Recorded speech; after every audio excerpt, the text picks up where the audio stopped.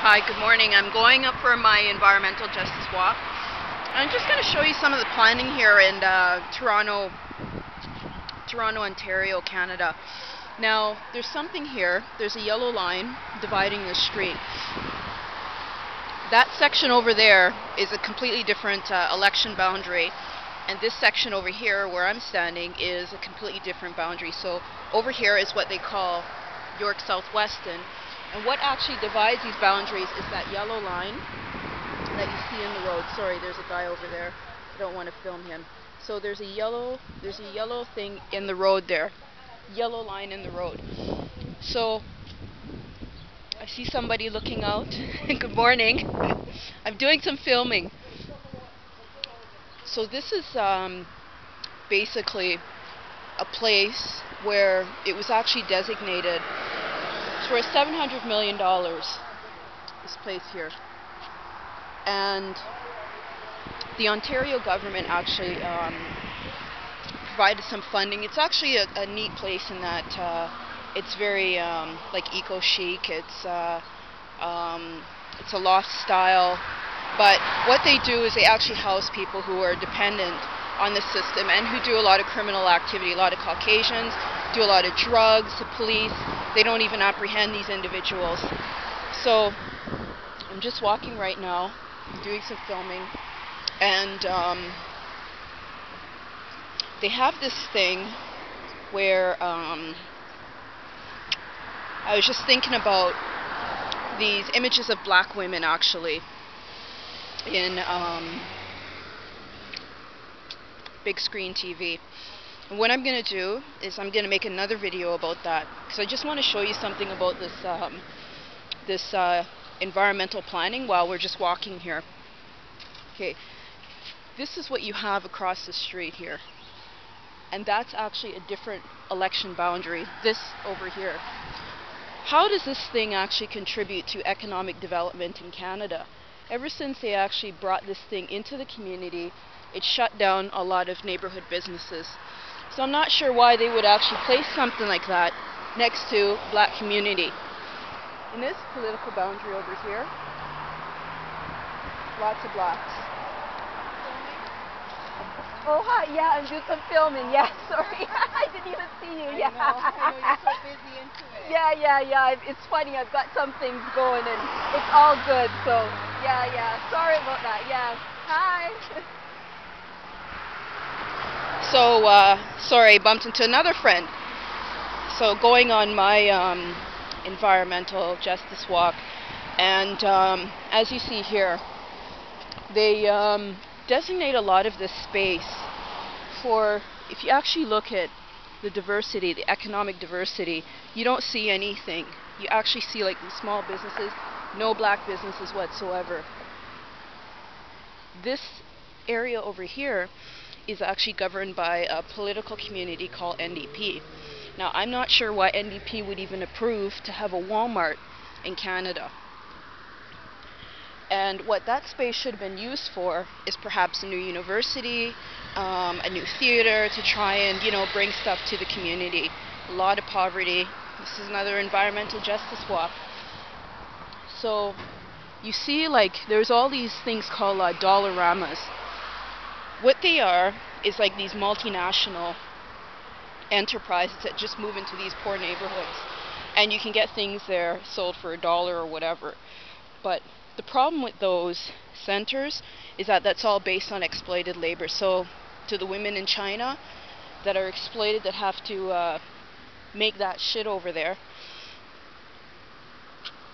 some of us actually know what the deal is, and we don't support shit like that. Now, you'll see it's different communities. These are all houses over here. Guess who lives there? They're not non-Caucasians. What you have is something called gentrification. It's a fancy word that they use in this thing called academic discourse. Sorry, I gotta have my nectarine and it tastes like sour. Because you know what I'm doing? I'm doing a test, saying, okay, I have no money and I have to buy food to eat, so what can I afford? Just down the street in that political boundary, on the other side of that yellow line, you actually have a nice little organic store, reasonable prices, but how many of us actually know that you go there and buy something like this? So I'm putting myself through this test to see what exactly does a person who is on low income able to do when they have no money to buy good food. And you know what? Food is actually a civil and a human right, both in local and international conventions. So I'm not sure why they do this kind of stuff here in Toronto. And what's really interesting is to also, I gotta try and get something where you can see my image, the image of me, but I'll get it. What's happening is you see a lot of this gentrification. Now here you have this place over here, a paint shop, and then this is some kind of retail place. However, that place is for lease. Now why isn't that up for sale, and how can a person in poverty purchase that place so that they can actually start to be able to contribute to economic development and get off some kind of dependency on the system? Here's another tract of land. Now we're walking along this place called St. Clair, going west towards Jane Street. Here's another tract of land. It's going all the way here. What are they actually going to do with this? And what was this land? What was that land over there before this thing to actually develop this? So we're not even sure if these lands here, especially with the lands for this type of stuff here all around, we're not even sure that type of land over there was actually originally an indigenous burial ground. In Toronto, Canada, there's a lot of things that they do, and people say, oh, there's diversity or whatever. I am gonna laugh when I go to my next I'm going to this interview for some kind of I don't know, casting for film and TV or whatever, and I thought I'd try out the industry, but when I explained to the person on the phone that I was actually black, because I want them to know I'm not there to waste your time, and I don't want my image wasted either. So the person had brought up that there's a lot of work with, you know, like Shoppers Drug Mart and Walmart, and I thought to myself, wow. But he also said he's a University of Toronto graduate, so my background is York University, actually. I want to hail York University because you know what? York actually teaches you to fucking think. University of Toronto graduates are just fucking stupid. And look at what they're actually doing. You see a lot of people doing development like this that have like McGill, and these are names of Canadian universities.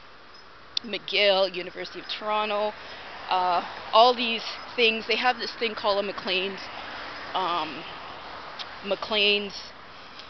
It's something called the Maclean's assessment of good universities, and that's bullshit, because what they do is they actually don't go into an analysis of how the university actually caters to different learning styles. So they say, oh well, because our friends are here, wherever, whatever, these ones are the good ones, and that's bullshit, because a lot of those universities are contributing to things like this. Students doing things like this. Look at the background of people who are employed in places like this. Look at even these planning meetings, people who show up.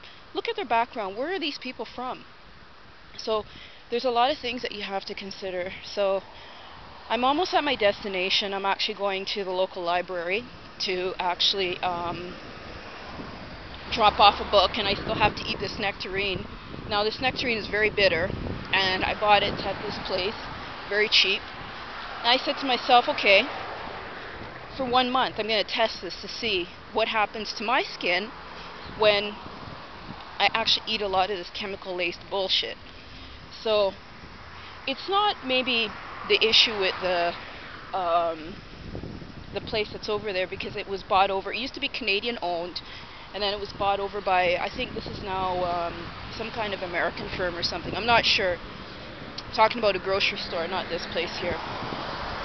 And they sell shit like this. So I'm here an educated black woman, and I'm eating shit. I'll show you what's going to happen to my skin. Like, for example, I'm seeing like little bumps. Now, when people go to, for example, dermatologists or physicians, first thing they say is to take medication. But what they don't say is, or ask, is what exactly are you guys eating? So I'm getting across the street now, and I'll come back with part 2.